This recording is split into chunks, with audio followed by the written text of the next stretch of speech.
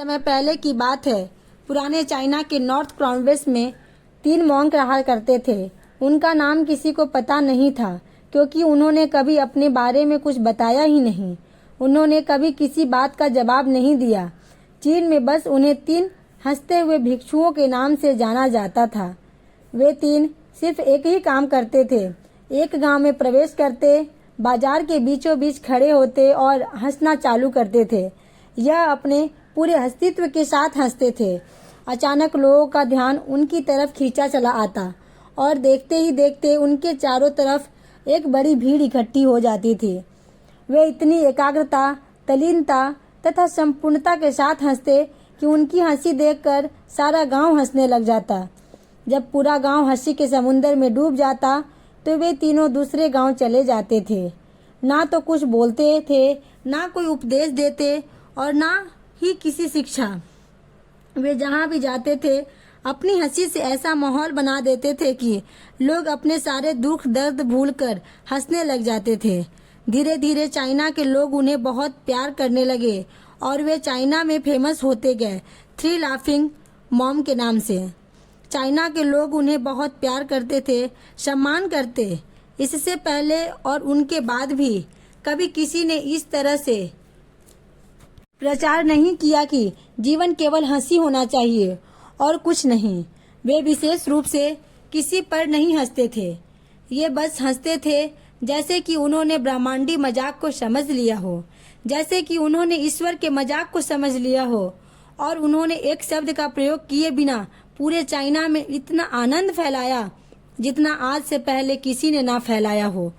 लोग उनका नाम पूछते लेकिन वह बस हंसते, तो यह उनका नाम बन गया था 3 हंसते हुए भिक्षु, 3 लाफिंग मॉम्स।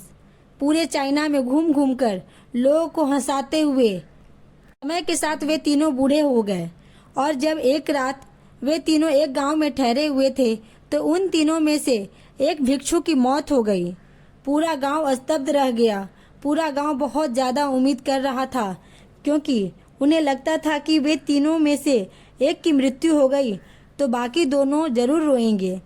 यह देखने लायक होगा, लेकिन किसी ने भी कभी इन लोगों को रोते हुए नहीं देखा था।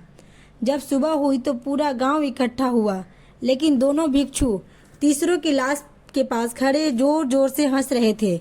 ऐसी हंसी जैसे उन्होंने आज से पहले कभी नहीं हंसी हो। गांव के कुछ बुजुर्गों ने समझाने की कोशिश की, यह आपके साथी थे और इसकी मृत्यु पर आपको हंसना नहीं चाहिए। तब उस दिन पहली बार उन भिक्षुओं ने लोगों से बात की और कहा, हम हंस रहे हैं क्योंकि यह आदमी जीत गया है। हम हमेशा सोचते थे कि पहले कौन मरेगा, लेकिन इस आदमी ने पहले मरकर हमें हरा दिया। हम अपनी हार और इसकी जीत पे हंस रहे हैं। इसके अलावा यह कई वर्षों तक हमारे साथ रहा। हम एक साथ हंसे, हमने एक दूसरे की मौजूदगी उपस्थिति का आनंद लिया। उसे अंतिम विदा देने का इससे बेहतर तरीका क्या हो सकता है। हम केवल हंस सकते हैं, लेकिन पूरा गांव उदास था। जब मृत भिक्षु के शरीर को अंतिम चेटा पे लेटाया गया तो सारे गांव वालों को एहसास हुआ कि शेष 2 भिक्षु केवल मजाक नहीं कर रहे थे, वह तीसरा जो मृत व्यक्ति था वह भी हंस रहा था। चीन में यह प्रथा थी कि जब एक इंसान की मृत्यु हो जाती थी तो उसके पुराने कपड़े उतारकर उन्हें नहला धुलाकर उसे नए कपड़े पहना दिए जाते थे। लेकिन मरने से पहले उस भिक्षु ने अपने साथियों से अपने कपड़े ना बदलने के लिए कहा था।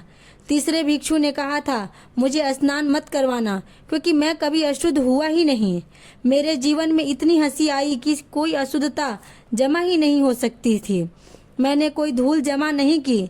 हंसी हमेशा युवा और ताज़ा होती है, इसलिए मुझे नहलाकर मेरे कपड़े मत बदलना।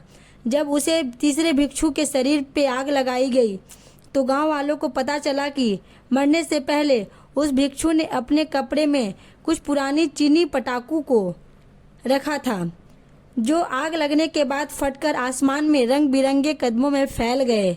और यह देखकर पूरा गांव जोर जोर से हंसने लगा। तो इस तरह से वह तीसरा मॉम मरने के बाद भी पूरा गांव वाले को हंसा गया। यह देखकर तीनों भिक्षुओं ने कहा कि चालाक आदमी, तुम मर चुके हो, लेकिन तुमने हमें एक बार फिर हरा दिया। तुम्हारे द्वारा गांव वालों के चेहरे पर पैदा की गई ये हंसी आखिरी हंसी थी।